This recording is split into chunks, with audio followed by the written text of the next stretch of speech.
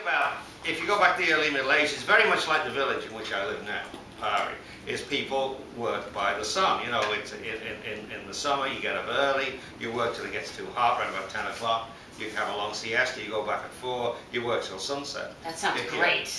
So the clock pushed time away from something we were experiencing into something mechanical. Yeah.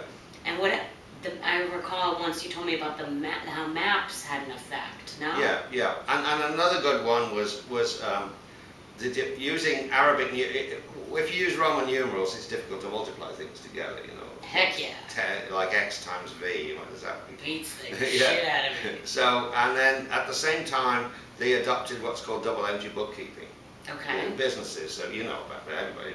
What the hell is double entry bookkeeping? Well, you know, you cook the books. You sell something. Okay, you sell a whole pile of, say you sell a whole pile of pots and pans.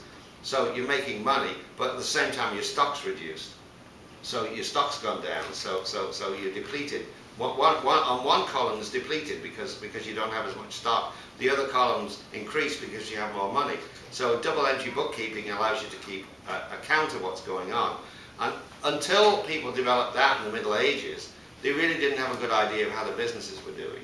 Once you got double entry bookkeeping, you can say, okay, I've sold this stock, I've made this amount of money. Now, do I buy more stock, or do I invest in a ship with a group of other people that's going to go to the Spice Islands and bring back spices, which I can sell at a good profit?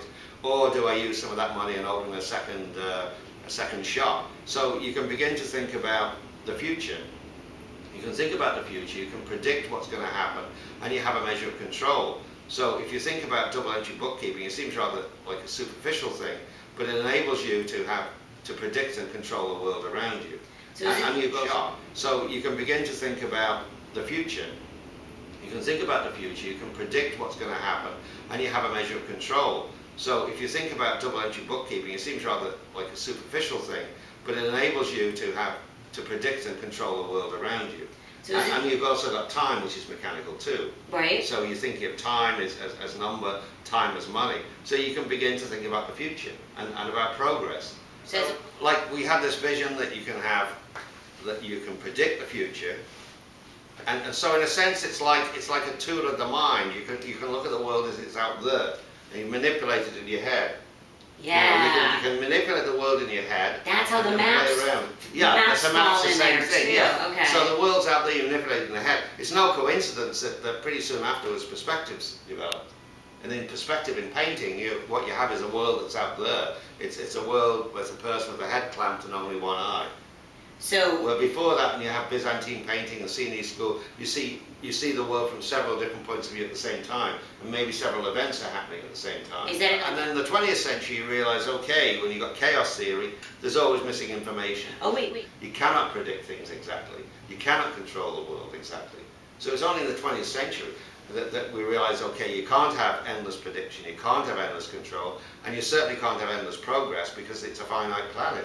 It makes me really uncomfortable. Yeah, it's a finite planet. You know, you can't just keep on doing all of this. I like to be in control. Yeah. So it's people not do. Yeah, people do. That's a problem. Language and reality are very much tied together, and that was a great thing. You know, going and spending time talking to the Blackfoot and Ojibwe people, because they've got a totally different language system. Native American people. Native American. Yeah. Well, that particular group, the group that live in northern Canada, in northern states and Canada, that group stretching from the Cheyenne right across and up to the Naskapi and Labrador, they all have this language family which is rich in verbs. So it's very rich in verbs, and they don't put things into categories like we do. You know, we categorize everything. That's a good thing, that's a bad thing. There are all these things in this box of fish, things in that box of birds, but they don't categorize like that. And their worldview is... So how would that work? They see fish and they have names for them, right? They say processes in the water. That's what they say. Or you try to pin them down, well, it's a process in the water.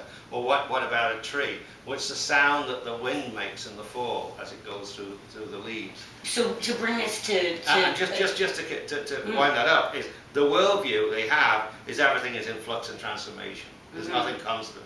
So the language, so it's much closer to the quantum worldview. Everything's in transformation and flux.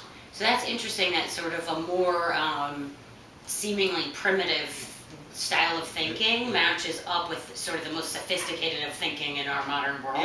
Yeah. That's interesting. It seems to me that the quantum people are more open-minded than the rest of us, and we're closed-minded, and it's your fault. We're closed-minded because of Newton and Descartes and all your crazy logic and abstraction.